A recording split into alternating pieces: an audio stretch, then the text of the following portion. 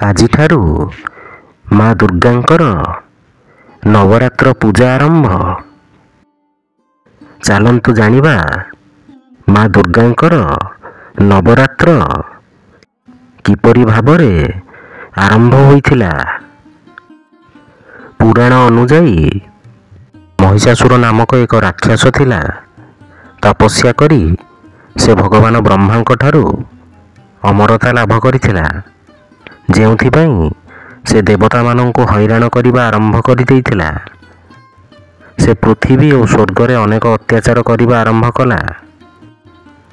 ମହିଷାସୁରର ଅତ୍ୟାଚାରରୁ ମୁକ୍ତି ପାଇବା ପାଇଁ ଦେବତା ଓ ଦେବୀମାନେ ଭଗବାନ ଶିବ, ଭଗବାନ ବ୍ରହ୍ମା ଏବଂ ଭଗବାନ ବିଷ୍ଣୁଙ୍କୁ ପ୍ରାର୍ଥନା କରିଥିଲେ। ଏହାପରେ ଦେବତାମାନେ ସେମାନଙ୍କର ସମସ୍ତ ଶକ୍ତି ଏକତ୍ର କରି ମା ଦୁର୍ଗାଙ୍କୁ ପ୍ରକଟ କଲେ ଏବଂ ତାଙ୍କୁ ସର୍ବୋତ୍ତମ ଅସ୍ତ୍ରଶସ୍ତ୍ର ପ୍ରଦାନ କଲେ। ଏହାପରେ ମାତା ଦୁର୍ଗା ମହିଷାସୁରର ସମ୍ମୁଖୀନ ହୋଇଥିଲେ। ସେମାନଙ୍କ ମଧ୍ୟରେ ଯୁଦ୍ଧ 9 ଦିନ ଧରି ଚାଲିଥିଲା ଏବଂ ଏହାପରେ 10ମ ଦିନରେ ମା ଦୁର୍ଗା ମହିଷାସୁରକୁ ବଦ୍ଧ କରିଥିଲେ ଏବଂ ଦେବତା ଓ ଦେବୀମାନଙ୍କୁ ମହିଷାସୁରର ଅତ୍ୟାଚାରରୁ ମୁକ୍ତ କରିଥିଲେ।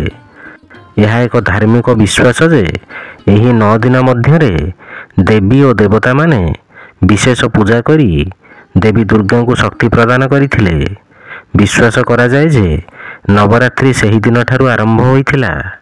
ଚାଲନ୍ତୁ ଜାଣିବା ଶାରଦୀୟ ନବରାତ୍ରି ସମୟରେ ମା ଦୁର୍ଗାଙ୍କର ବିଭିନ୍ନ ପ୍ରକାର ସ୍ୱରୂପ।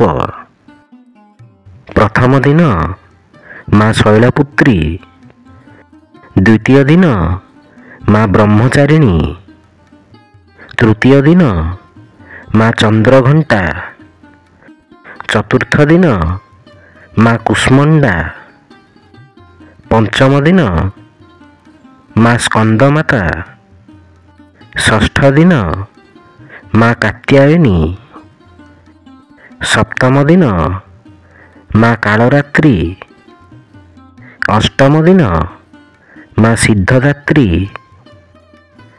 ଏବଂ ନବମ ଦିନ ମା ମହାଗୌରୀ।